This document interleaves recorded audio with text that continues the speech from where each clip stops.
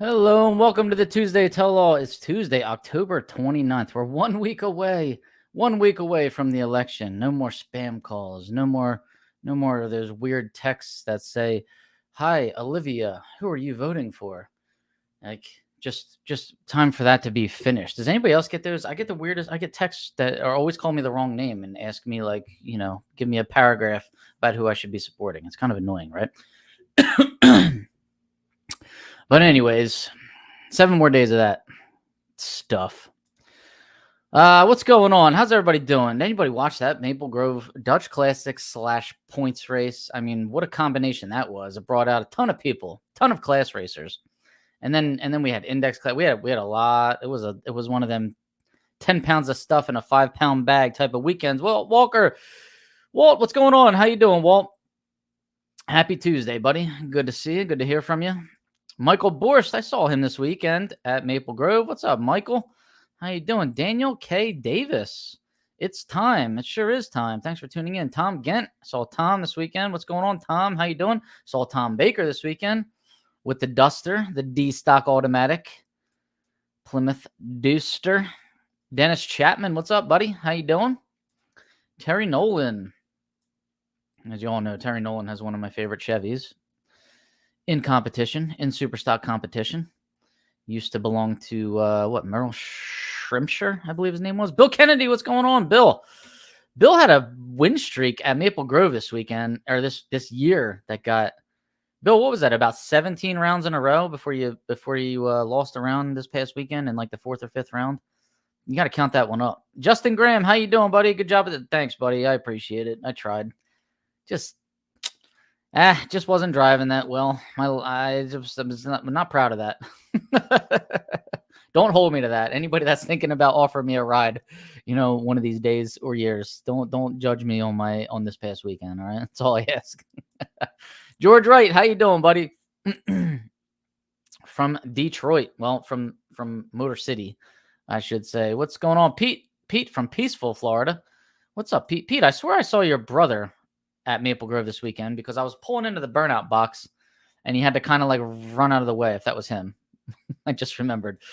Bill, yeah, I know, man. You almost had a flawless victory this year. How about that? Joseph Eustace, some stellar air at the Grove. It was amazing, guys.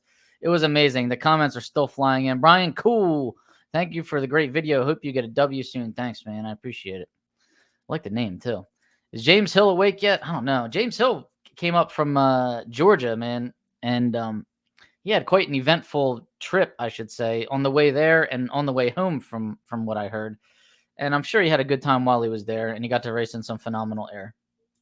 He was there, yes. All right, I thought that was him. I thought so, Pete. Slow down. I smell hair burning. He is alive and awake. There he is. All right, he made it safely home. That's good to know. Good to know. James, great to see James.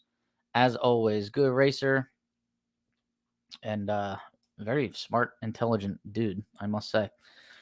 Good racer, knows how to make power. All right, let's see. We got a lot of announcements. Let's get a couple of the sponsors in here. You all know that my website is driverinterviews.com, and that takes you to the YouTube channel mainly, or flashes up a banner of the YouTube channel. If you could subscribe to that YouTube channel, make sure you watch all the videos. I'd appreciate that. But don't forget to go to the Facebook page because I do post like some one-off videos on Facebook. So you might want to check them both out. All right. Hashtag The Car Show. Follow that hashtag. At Driver Interviews is how you can find me on Facebook, YouTube, and Instagram. This show would not be possible without the support of the original Lupe Tortilla. That's Stan and Sheila Holt out of Houston, Texas. So thank you, Stan and Sheila. Appreciate all the support. And hope that they get out to maybe Belrose this November. But I guess we'll find out. And draginsights.com. Guys, check out your stats. Check out your opponent's stats, more importantly. And be contingency eligible if you're a premium member. All right. So you got the master racing calendar on the homepage there. Birthdays too, by the way. And all kinds of new stats. They're always trying to work on some new things in there. I like the vehicle history now. It's making it a lot easier for me to see what kind of cars people are driving. I was definitely using it this past weekend to see who the C-Stock automatic cars that were in competition, how fast they were capable of going. And, of course, after I saw it, I wasn't too thrilled, but it was definitely useful. Definitely useful for sure. You know what's funny? I was in a spot on the ladder after we qualified where there was going to be a heads up. Bruce Nolan versus James Whitehead, C-Stock automatic. And that was 2 pairs away from me. So I was going to potentially run into one of them if I made it to the 3rd round. And Bruce Nolan, who's faster than me, he beat me in class.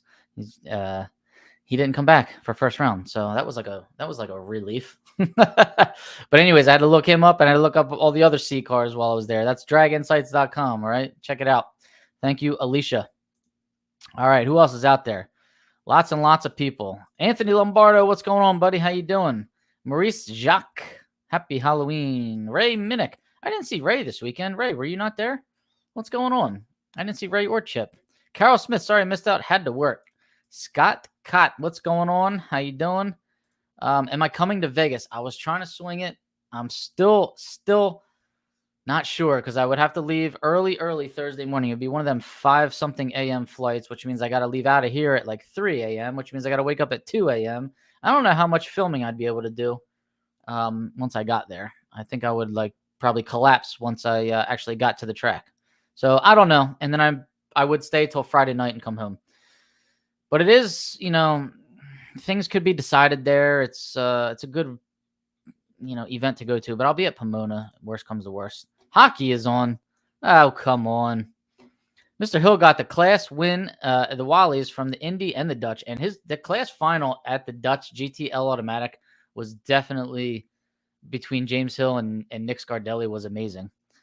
And I mean, what James Hill actually went through in that round was even more amazing. I don't know if I'm at liberty to share it, but it was impressive what he did. If he feels like sharing it with us, he can give me the nudge here.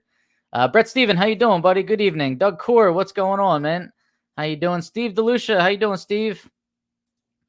And Scott Giordano, I think I saw. Yeah, Scott was there in the blue Camaro. I saw him. I don't know if I got him on the lanes walk. Guys, make sure you watch the video I put up. Believe me, there were so many cars at the Dutch. Hi, Nick. How you doing? Nick Ryder. Oh, Nick Ryder. I feel so bad for Nick Ryder. He's got that awesome 440 Dodge Charger, that 446 pack. And I think he hurt it pretty bad in qualifying. I was actually supposed to race Nick Ryder 1st round of class, and he hurt his motor pretty badly. So I know they were working on it all year. I'm sorry, Nick. I hope you and Billy can get that thing back together, man. That's I know how frustrating that can be. You can tell them, all right, so James Hill versus Nick Scardelli, GTL automatic, and I might butcher this story up. I wish James was telling it himself because he was actually living it. But he comes out of the burnout and the car is it's just like not responding. I think the car was flooded out.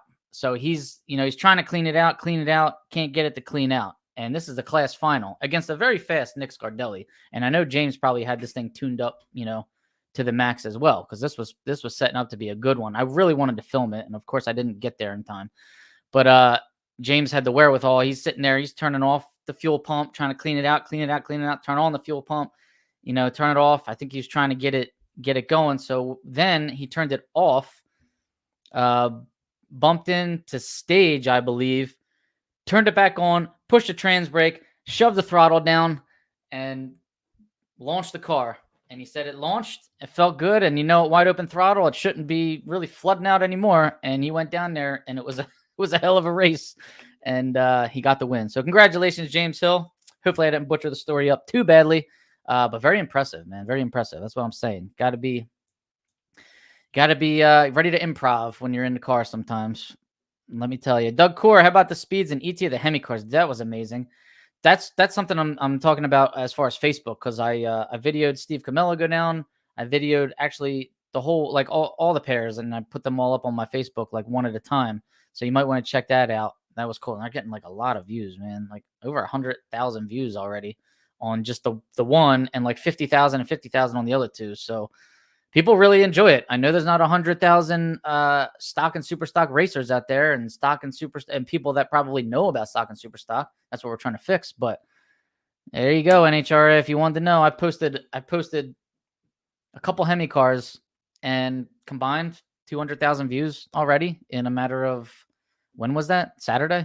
In a matter of 3 or 4 days here. So It was really cool to see. Hi, thank you, Bunny. I appreciate it. James, what's going on, buddy? Jim Greasy, how you doing, man? All right, good to see you. Good to see everybody rolling in. Love it. Love it. Don Kennedy Race Car Insurance, 602-284-6240 or 1donkennedy@gmail.com. He can get you set up with some race car insurance, which everybody might need. So if anybody that was watching the race saw the, I think it was qualifying between Leon Moranian and John Canada. His brother, Eddie Moranian, in the, I believe it's like a 68, 69 Corvette. Can't remember exactly what year. I guess it has like a 427 in it. And John Canada, I believe, has a late model 428 like Cobra Jet motor from 2010 in his Fox body Mustang. And Eddie Moranian and Canada were going down. If they go through the finish line and Eddie's car makes a hard like left in front of Canada, Canada slams on the brakes to try not to T-bone Eddie, and then Canada ends up hooking left and hooking right, hitting this wall, hitting that wall. And from what I heard, just like totally destroyed his car. I never really got to see it. I never really got to talk to him about it, but it's like gut-wrenching, right? Because he really was just minding his own business. A car flew in front of him, and he tried to avoid it, and in turn lost his car. And somehow Eddie Moranian's car, I don't think it ever even got hit. It didn't get hit by John. It didn't hit the wall somehow, even though it was headed toward the wall. I guess he straightened it out. I don't know, because he was racing. He was racing the next day. He was racing all weekend. So it was pretty amazing to see that car got away unscathed, and poor John Canada's car didn't. So I know it's awful to lose a car. I hope John had some insurance, but if he didn't, let me know if we got to do like a fundraiser for him. I'm all about, trying to help out fellow racers. So if we got to raise some money for John, let's do it. All right. Rocketman Race Coatings, rocketmancoatings.com. If you want to get your engine parts, pieces coated, you can get pistons coated, rings coated, pins, bearings, what have you, gears, transmission gears too, guys. So check that out, rocketmancoatings.com. Fine Line Hot Rods in Denton, Texas. They are rebuilding and fabricating classic cars, race cars, selling, stocking the whole Holly line. Plug wires, 12-volt batteries, 16-volt batteries. I needed that this weekend. I brought a 16-volt battery that totally went dead on me after Q1, and I had to get creative and buy another one. Fine Line Hot Rods would have came in handy there. FineLineHotRods.com. So I pulled the 16-volt battery out of my Superstock car. It's been sitting for a couple years. Now, the battery is from 2017. It was an XS battery, the S1600, like the lighter, the 30-pound 16-volt battery. And I figured, you know what? Things been sitting. It's 7 years old, but I always put a full charge on everything before I like store it away. And I got it out of the car, brought it, put it in the blue car, charged it all up, made sure everything was good, cranked up fine, ran fine, everything was fine. Made that first, this was at home. Cranked it and charged it a couple more times in between, warmed the car up, blah, blah, blah. Made the first qualifying run, came off the turnoff, huge line because I don't have to tell you, there was like 130 something stockers. And when it came time to fire up the car, that whole thing, right? So there we go. Battery's dead. And had to find a 16 volt. And I must say, thank God that Jake Ellix was at the track because he had a couple. And so did Jeff Kondratic. He was stocking them. I was driving past Kondratic. It was pitted right there on the return road. And I'm like, yo, you got any 16-volt batteries? And he did. So he hooked me up too. So now I have one and a spare. Thank God. All right, who else we got? Double O Green Hand Cleaner. That's Ashton Hudson. Ambi Ampersand Soap.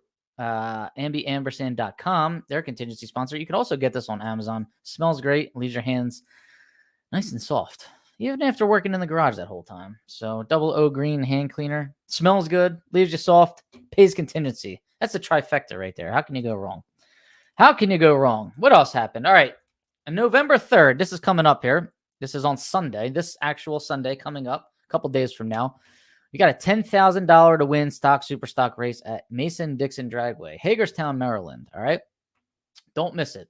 This is the Harry Huntsberry Memorial Race. The Huntsberrys live like down the street from this racetrack, and they're usually in the final of this race every time I've gone, except for the one time where I beat one of the Huntsberrys in the final. So that was a pretty big accomplishment, beating somebody on their home turf. I'm pretty proud of that, by the way. But Harry Huntsberry was a great guy, such a nice guy. The whole family is really nice. And you can meet Troy and his son, Landon Huntsberry, in the video I just posted, by the way. Landon qualified number 1. Troy got the win. More on that in a couple minutes. But $10,000 to win, $200 entry fee. The more cars they get, the more they spread the purse out throughout the rounds and whatnot. That's what Troy says in the video that I just posted. So be sure to check that out. All right. What else? We've got an Epping final. We got Epping final results, actually, that I don't even have. All I know is who won Superstock, and it was a heads-up final. We already talked about the unfortunate Canada crash. Alan Reinhart was back in the house announcing. Everybody was afraid because he wasn't at the last national event, so that was a great sign. Alan Reinhart is back, and I don't know. He comes and goes. I hope everything's okay. That's all I can say. I hope his health is okay. I hope his personal life is okay, because he is a phenomenal announcer, and he would be that'd be like losing a treasure if he decided to stop coming. And he did a lot of work this weekend. Whew, with all those cars, amazing. All right, who else we got out there? Kenwood Welding and Metallizing. That's Tom Baker, racer, welder extraordinaire, fabricator, I should say. Thanks, Tom, for your support. PontiacEngines.com. That's Bruce Fulper. Hey, the Hatari car was running this weekend. John, what's his name? Agnetta. And he had a 428 in it, Bruce. That's your engine right there, right? PontiacEngines.com, Mr. Superstock 428 right there. All right, comments are flying in. Sorry, guys. Trying to get to more of them. Thank you for asking. We were at Rockingham. We were not able to service the car this week. I'm thinking, even though we had 135 stockers on the qualifying sheet, I'm just thinking of people that usually come to Division 1 events that weren't there. We could have easily had 142, 145-ish, depending on if a couple more Canadians showed up. So what a turnout. And I told you it was going to be a huge turnout. And most people agreed with me. Some probably, thought I was like exaggerating a little, but I wasn't. I knew it was going to be big. So when you get a good forecast at Maple Grove in October and take off the AHFS because it's the Dutch Classic, but then make it a points race, so it brings in the performers and it brings in the points, the points hunters, I should say. Man, you get the best of both worlds, right? And you have class, and there were Wallies involved, and I told you the qualifying sheet was going to be, really, really skewed like it was. And how about it? Did you guys see that qualifying sheet? Let's talk about it right now. Stock Eliminator, number 1 qualifier at the Dutch / points race. Victor Cagnazzi, factory stock D, 2023 Copo, 9078 on a 1060 index. That's 152.2 under. Besting Cecil Frazier, the number 2 qualifier, by 1,000th of a second. How about that?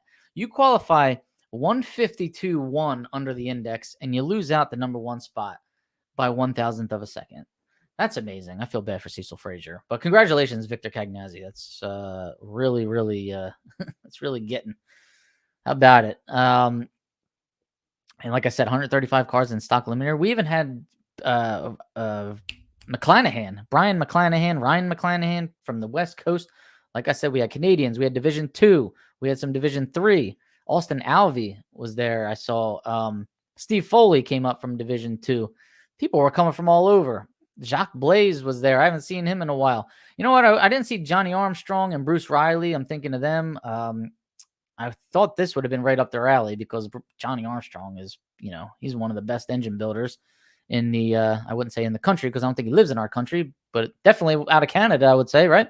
And like I said, they were just coming from all over. McClanahan had a 632 crate motor, he was saying, in a Copo. That's pretty amazing. And I think he even said it comes if you buy it right from GM, like it comes with a 1-year warranty, but they can look at your data logger and they know how high you rev the thing, which might tamper with the warranty from what I was told. So that's pretty amazing. But anyways, like I said 100 times, they were coming from all over. Also, slightly off topic, but I still have more interviews to cut from Dallas. I still have Ty Gaynor. I still have Tim Ames. I still have the Hemi test mule interview that I did with like the guy that owns the car and Herb McCandless. That's from Indy. So I'll probably put that one out over the winter because as soon as racing is finished. I would have loved to have gotten, if I wasn't racing this weekend, oh my God, the cars that were there. You had Chris Whitney, Robert Pond, and a third car that was being driven by one of their friends. Fairlanes galore. Like there was so many nice cars at this race this past weekend. It was insane. So moving into stock Eliminator, 7-round race. Obviously, you had to qualify to get in the show. They did take the alternates. I think all the alternates actually got to run. The only downfall, because I was suggesting a Saturday morning qualifying run for the divisional, but I knew it wasn't going to work because there were just so many cars and so many classes that they couldn't do it. But the only problem is a handful of people come to run class and that's it. They leave. They don't care about the Eliminator. So that left a lot of buy runs. It actually helped the alternates get in, which was good. But even after the alternates got in, we ran out of alternates, I think, and there was still a handful of buy runs, and there was definitely a handful of buy runs in Superstock round one, at least like 5 or 6 of them in a row at the end of the round. But hey, what are you going to do? So 135 cars showed up for stock eliminator. Joe Mochi in the 69 Camaro. Okay, he's running K stock automatic because this is the 2-barrel 350 engine. So it's the 350, 250. I believe this got hit with horsepower at the end of last year. So Joe always ran L and M stock automatic, I believe, as long as I can remember. Now he's up in K, trying to reduce the weight a little bit. And to be honest with you, I think it's the best thing that's happened to Joe Mochi because he wins here at Maple Grove. He won the money race at Cecil County that we had, the combo race. He's tearing it up now. So Joe Mochi, there's silver linings here, right? Went up against Dean Ribeiro in a 94 Camaro. That's a C-stock automatic car. And the Ribeiro had good lights most the whole weekend. He was a little tardy in this final round. He dialed a 1074 and he was 170 on the tree, and he ran a 1073 breaking out. Joe Mochi dialed 1185 in his Camaro. He was 062 on the tree. Nothing really to write home about, but that beats a 170 by a lot. So he runs an 1186 on the 1185, gets the win at 101 miles an hour. Joe Mochi gets his first divisional event win. And I mean, what better place to win it at? You know, Maple Grove Divisional, 135 cars. I think that's very special. Congratulations, Joe Mochi. Way to go, sir, for the hairstylist out of Asbury Park, New Jersey. Hello, Mr. Bob. Go Big Mercuries. What's up, Dan Peterson? Mark Pettit-Demange, he was there with the stick shift Nova. Big block. Hemi's shootout at Belrose in November. Plus NHRA Open. That's going to be good. That air should be amazing. We hate Rex. I'll donate. Thanks, Bruce. I'll let you know if we're going to help out Kanata or not. If he needs the help, if he wants the help. Some people, you know, they appreciate help, but they don't want to ask for help. A lot of people don't want to ask for help. I get it. But we are willing and able. The fastest Superstock AH automatic car in the country right now is Bucky Hess, and the fastest Superstock AH stick car in the country right now is Steve Camilla. The boys were flying at the Grove. Good luck to everyone at Vegas. And it's great because you got Westcott power, you've got Jason Line power, and don't forget you still got Barton power behind Jimmy Daniels, who won the Hemi shootout at Indy like 3 or 4 years in a row. So I like when all 3 of them are going at it. It's really cool. So hopefully it keeps going. Bruce Fulper, Hatari, my combo, they built it though. My new bullet is just waiting for the new car. Time and money, I know it. Joe, Eddie Byler, what's going on? How you doing, man?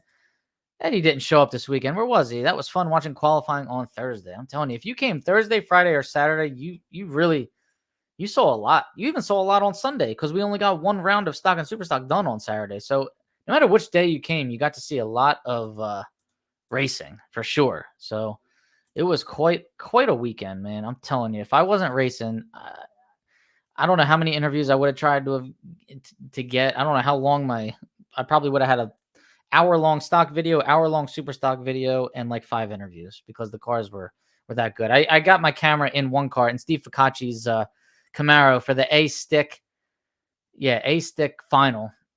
And I put my camera in Ficacci's car in the A-stick final in the right lane. Evan Smith put his camera in the fair lane in the left lane. We were going to do this cool split screen edited video at the end, but it just didn't turn out too well. The fair lane did a big wheelie and came smacking down, and that was it. Ficacci kind of spun off the line. He did get through all the gears, but he didn't do his big wheelie. So it was like kind of uneventful.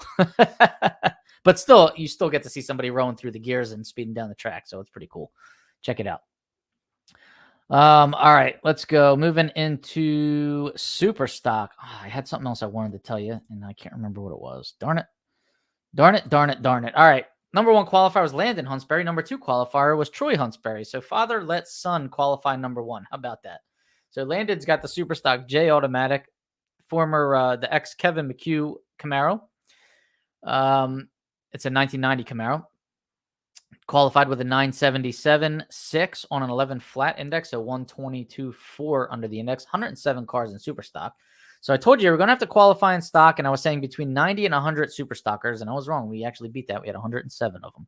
So congrats, number 1 qualifier, Landon Huntsberry. So in the final round, how about this? Troy Huntsberry almost met up with Landon Huntsberry. Landon made it all the way to the semifinal of the race on the other side of the ladder from his dad, obviously because they were qualified back-to-back, 1 and 2. But Marty Reinhardt beat Landon Huntsberry in the semifinal. So Marty Reinhardt squared off against Troy Huntsberry. Troy out for vengeance against Marty for beating his son. And Troy in the super stock I automatic Camaro. It's an 87 Camaro. He dialed 986. He was 040 on the tree. Marty Reinhardt's in a super stock E automatic 69 Camaro with a 396 in it. He's dialed 961. But he pops it red by 9 thousandths of a second. 009 red is Marty Reinhardt. And he runs a 957. He runs it out. He was holding 4 there. 957 on a 961. Troy Huntsberry clicks it off. 1005 at 114 miles an hour. Probably trying to set up for a nice, what's the I automatic index? I'm going to assume that's 1065, 1070, 1075. Probably trying to get a nice 65, 70 under run there for the AHFS, which I think he accomplished that. But Troy Huntsberry 040 in the final. He was 004 in the semifinal over Dwayne Hoven. He was 000 the round before that against Anthony Fetch, and he was 004 the round before that against Byron Warner. So, or Brian Warner, I don't know. It just says B Warner. I don't remember which one it was, but that's a nice string of lights right there. So nice driving job by Troy Huntsberry. Second win, I think second of this year, actually. And I think he's putting up money for the Harry Huntsberry Memorial Race next Sunday. So there you go. He won a couple bucks that he can now sink into or invest into the Harry Huntsberry Memorial Race. So see that? Good karma right there. That's what I think that was. Good karma. That Hemi shootout. How about that, man? So in the final, there was only 5 cars racing for $5,500. Thought there might be a couple more, but you know, that it is what it is.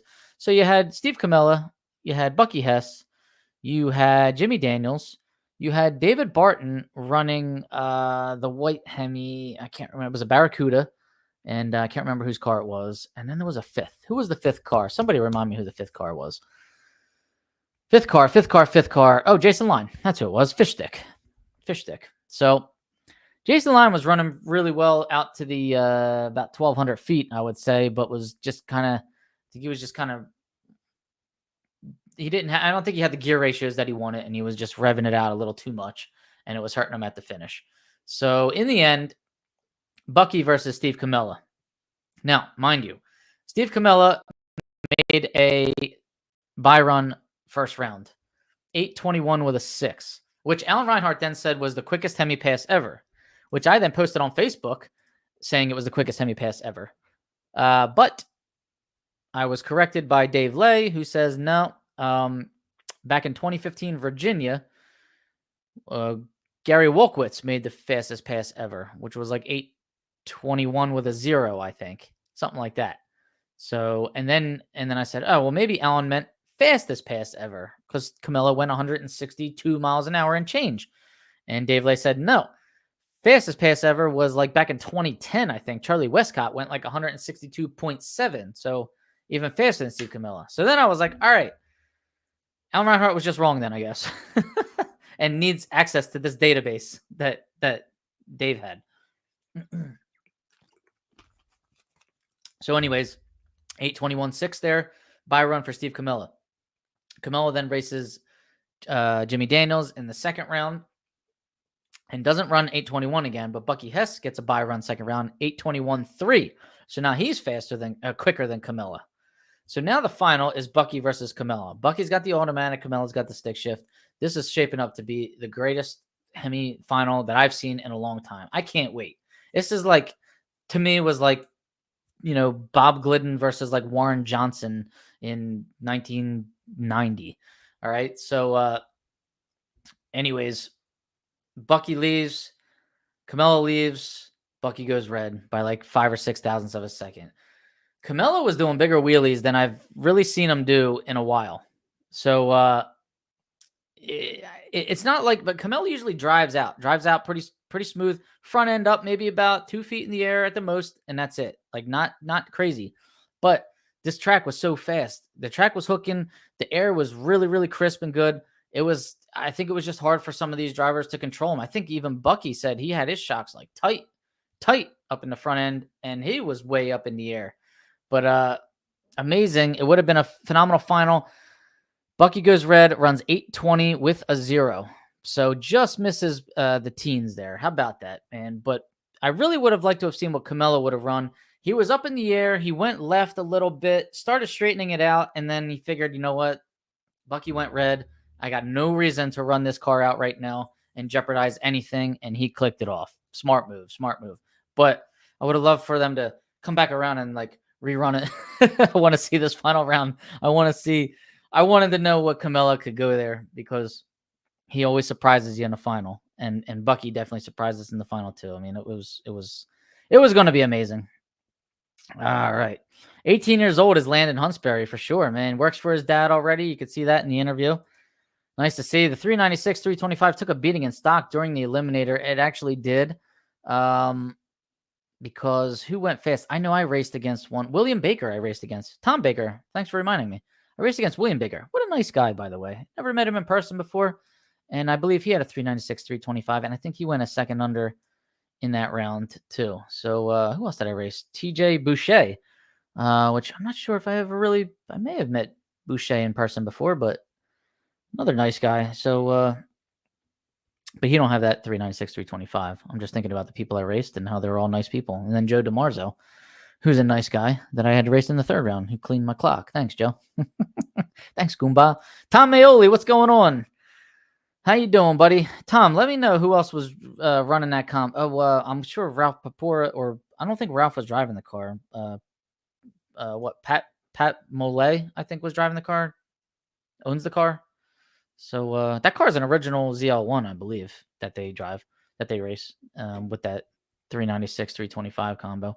Watching the game is Tom Aioli. What's going on? Mike Booker. It's Mike Booker? Oh, Mike Booker was thanks, Dave. Mike Booker owned the white Barracuda that Barton was driving. Barton was pulling parachutes out on that thing. It's pretty cool. If that's what you're saying, Dave, thank you. Joe Collins, what's going on, buddy? How you doing? Got that F-stick card down there, that blue Camaro that I saw at the Stick Shift Nationals. Eastburn, Josh Eastburn was running one as well. Did he go a second under too? I don't know. Buck went in too deep. He had the team. Now, I did notice that. I didn't want to put words in anybody's mouths, but I did talk to Bucky. We got a picture together, and I think he did mention it too. I filmed that round from about 1,000, maybe 900 feet down track, and I was zooming in, and both drivers were pre-staged, and both of them staged at the same exact moment. Both stage lights came on, but you notice Bucky's car, he was like trying to bump it, but I don't think it would bump in, so he gave it. I think he had to give it a little more throttle, and it lunged in, and that's never good when the car lunges in, because now you're like, oh man, now you're screwed. Now you got to like stare at the last yellow. You got to compensate, and everybody hates that. Plus, you're going to lose a little 64. You're going to lose a little ET. So it's like a double whammy when you when you lunge, or if you get up on your 2-step and your brakes don't hold very well and you creep in a little bit. It's just, for anybody that doesn't really race but just follows this channel, that gets you deeper in the beam, which means you have less rollout. You get out of that beam quicker, and it hurts your elapse time, and it decreases your reaction time. So you have a more of a higher probability of going red. So now you have to stare at the last yellow a little longer than you want to. Pat Mole. What's up? Tuning in late tonight. Darian Houston. How you doing, Darian? Darian, you're on my long list of people that I have to call back. I have like a million missed calls over the last 3 days. How you doing, buddy? Mitchell Gunter. He agrees. How you doing, Mitch? Mitchell's got a good podcast channel as well with Robert Simpson. Make sure you guys check that one out. All right. What else? I have results from Epping. So in Superstock, now I need to find these results because I totally forgot about this today.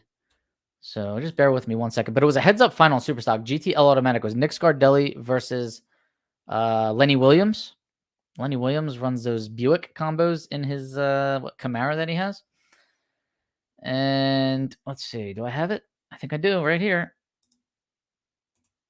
Heads-up final. I got it on video. You can watch it in Superstock. Nick Scardelli. So 1105 index in GTL Automatic. Scardelli's got like a 1986, I think, Mercury Capri. It's got a 1968 Mercury engine in it, 302. And Nick was 065 on the tree, ran a 1020 on 1105. He was 84 under. Now, Lenny Williams, his scoreboard lit up before they got to the finish line. If you watch the video I posted, it says Lenny went 764.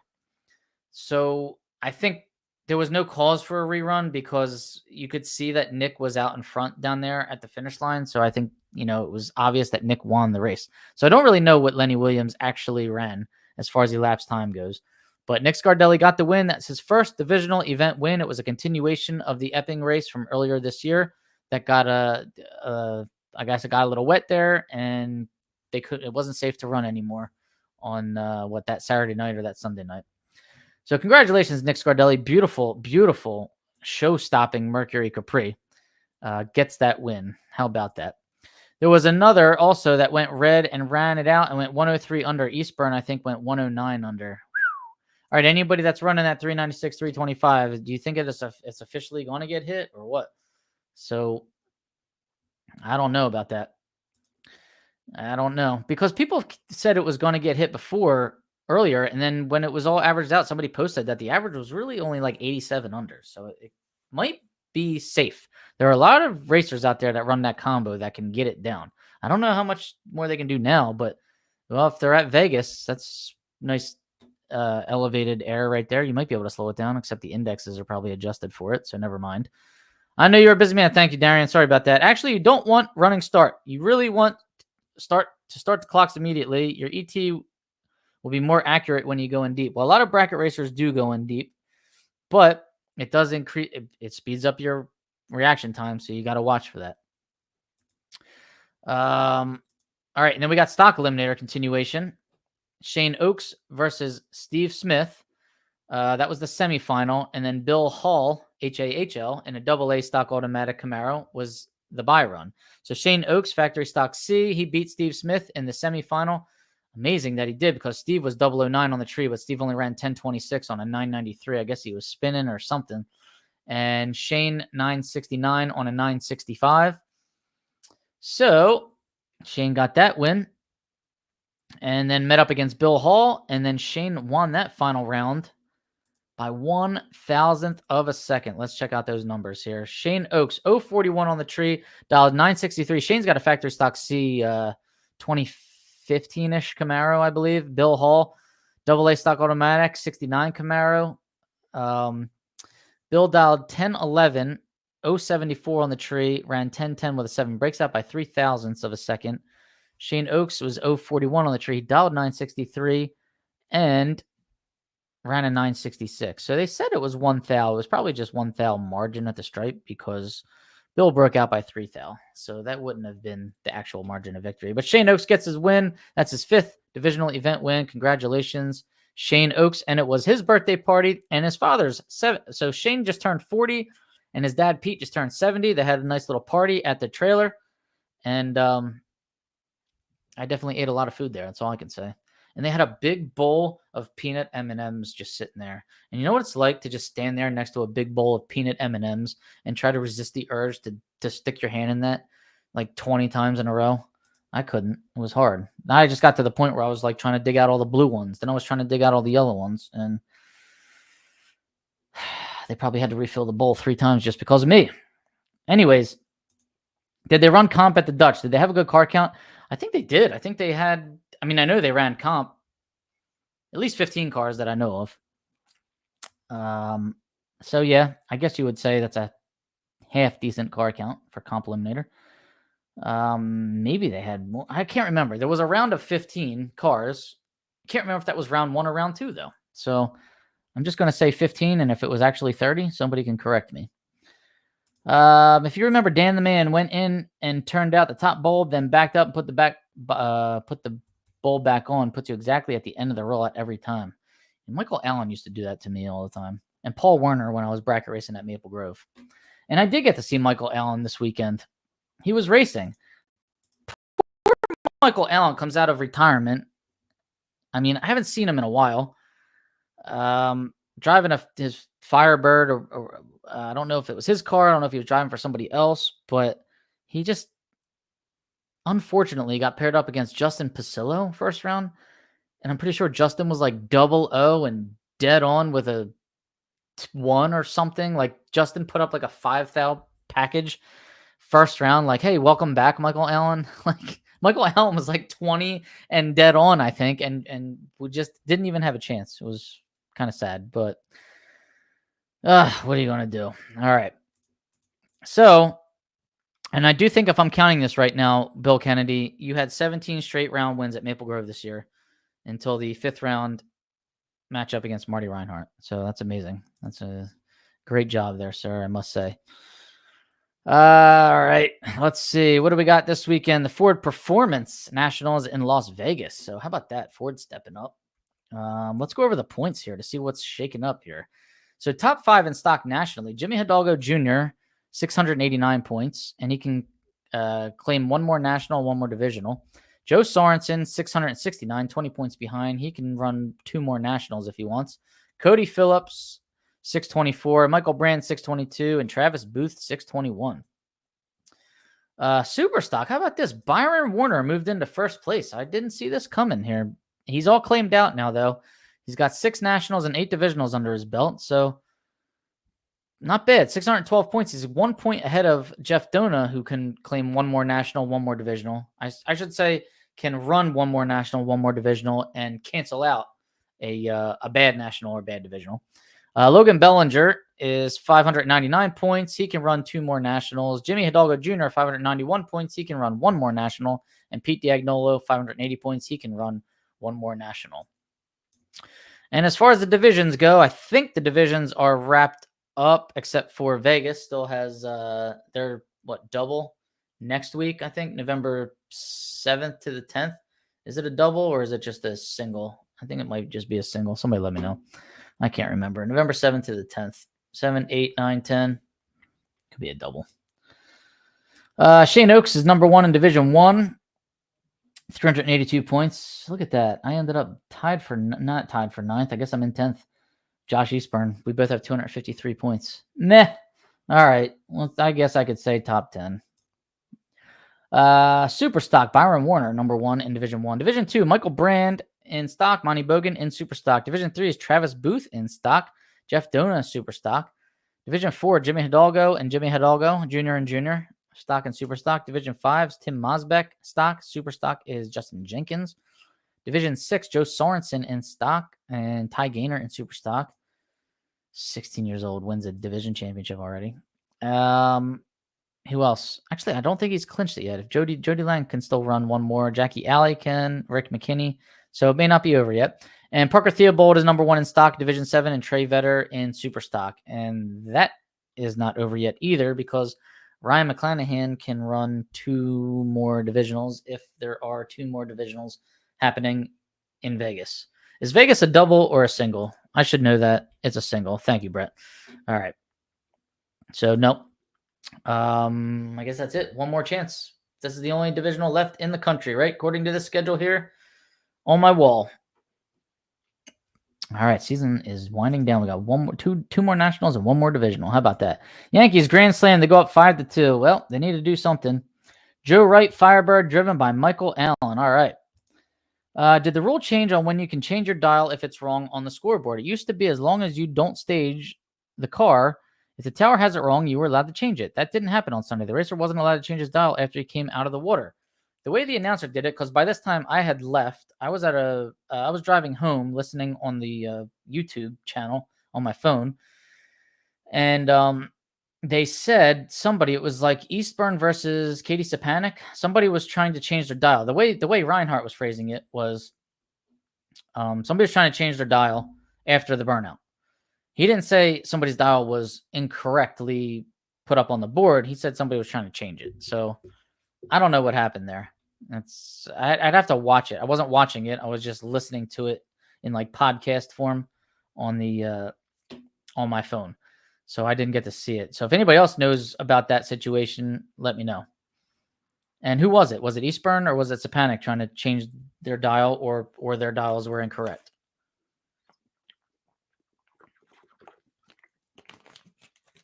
What else do we have? What else? I think that's it. If by some chance I see you at Vegas this weekend, make sure you say hello. And if you have any coffee, I'll definitely take some, or energy drink of some kind, because I'm sure I'm going to be jet lagged, tired, and who knows what. But if I don't see you there, hopefully I will see people on Sunday at Mason-Dixon Dragway, Hagerstown, Maryland, for that 10K. Don't know if I'm racing in it yet. I don't think I am. My car slowed up a little bit in that round against DeMarzo there, and I was a little concerned about it. And I feel like I need to do some maintenance, and I probably won't have time in between now and then. What else? St. Louis, don't forget, there's a D5 double there next year, April 30th to May 3rd, and the D3 double is October 1st to the 4th. PRI show. Who's going to PRI? I'm trying to get a head count there. I think NHRA is going to let me get on the stage again this year.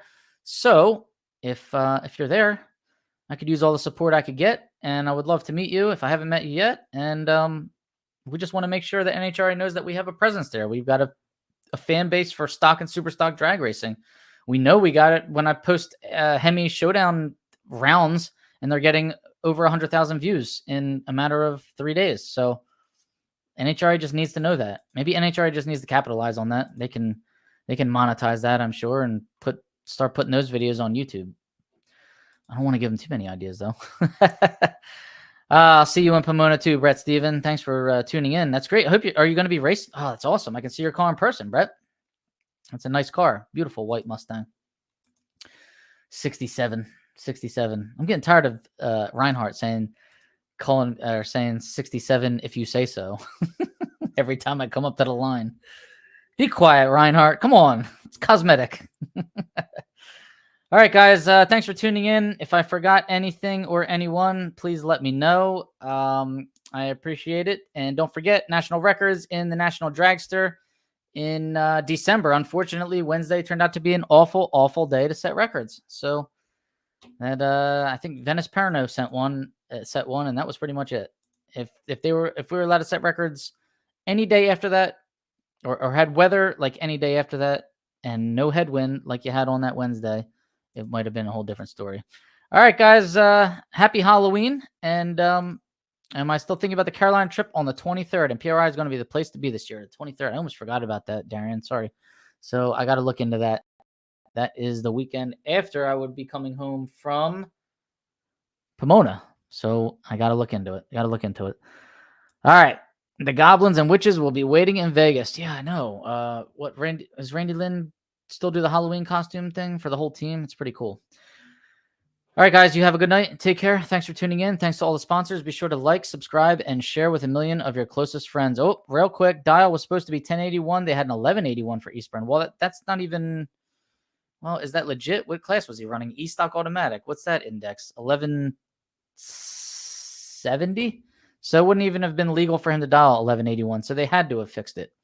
So I'm sure that had to be fixed. I gotta go back and look at that. All right, guys. Everybody have a good night. Thanks for tuning in. Like, subscribe, share. Appreciate it. See ya.